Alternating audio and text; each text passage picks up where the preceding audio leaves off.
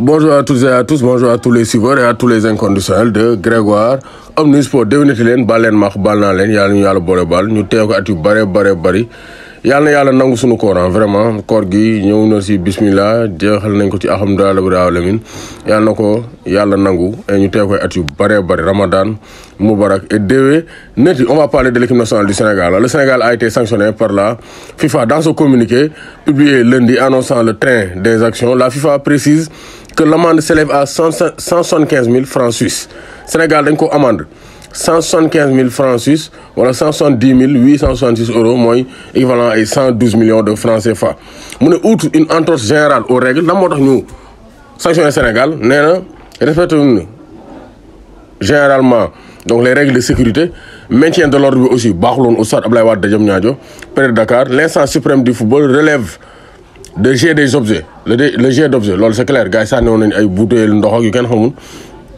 L'utilisation de laser aussi gars yi donc bokk na ci sanctions yi fumigène aussi bokk na ci sanctions yi dans les tribunes ainsi que d'une banderole offensante nee na banderole bi dafa offensé kii di donc principalement Mohamed Salah moo tax ils ont infligé une sanction à l'équipe nationale du Sénégal. Donc Sénégal nag dàquñu interjeté def appel pour mën a donc wàññi daane wala faxas ko parce que am nañ aussi beneen daan mooy huis clos premier match qualification coupe du monde yi di ñëw dañuy am match huis clos à domicile c'est-à-dire match boo xam ne fii benn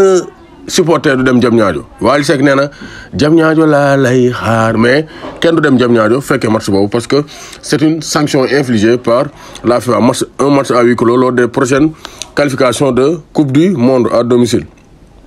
Donc on va parler de Moussa Niakhaté. Le saviez-vous rubrique boobu ñëwati na le saviez-vous Moussa Niakhaté defoon na choix am presque en 2019 il y a 3 ans Moussa Niakhaté donc waxoon na par rapport à son prochain donc à son futur c'est-à-dire ban équipe nationale lay jouer. Donc footsénégal.com ñoo defoon publication ñoo defoon article muy ni le défenseur international espoir français 11 sélection Moussa Niakhaté doit faire un grand saut en sélection après avoir soufflé sa 23e bougie parce que Moussa Niakhaté muy juddu en 1996 23e bougie bi mu ngi ko donc am en Mayence à Mainz fële ca donc Allemagne première saison am ci la ko toj après il a donc parlé de son avenir mu ne le natif de Roubaix d'origine sénégalaise a le cœur qui balance mu ne je suis né en France et mes parents sont sénégalais moo tax ñi ñëw di xalab binationaux yi donc dañoo war def ndànk parce que binationaux yi mënoo ñoo rek def choix ñu ci bëri du France la ñuy juddoo fa la ñuy màggee France la ñuy xam mais seen parents yi Sénégal dañuy ñëw vacances fii donc ñoom ñenn ñi il leur faut du temps pour ñu choisir entre leur pays d'origine et leur pays d'adoption. mu ne je suis né en France laa juddoo mes parents sont sénégalais samay parents samay waajur ay sénégalais lañ depuis tout jeune je me rends régulièrement au pays te loolu gars am nañ ci ay preuves. Donc le Sénégal c'est dans ma culture ne Sénégal ci culture am la dañ koo yar j'ai été éduqué avec avec les valeurs de mes deux pays. mais dañ ko éduquer ci valeur Sénégal ak ci valeur France xam ko kii musul fàtte Sénégal. Aujourd'hui je n'ai pas encore fait mon choix xam nga ñëwul ne Sénégal jamais le Sénégal comme Issa Diop wala non mais dafa ne aujourd'hui je n'ai pas encore fait mon choix loolu li 2019 la ko doon wax mu ne defaguma sama choix parce que sama carrière lépp gooto laa ko def ndànk méttul et le moment venu bu heure bi jotee dinaa def sama choix poursuit l'ancien pensionnaire de Valenciennes. D'ailleurs Pape Kouli Diop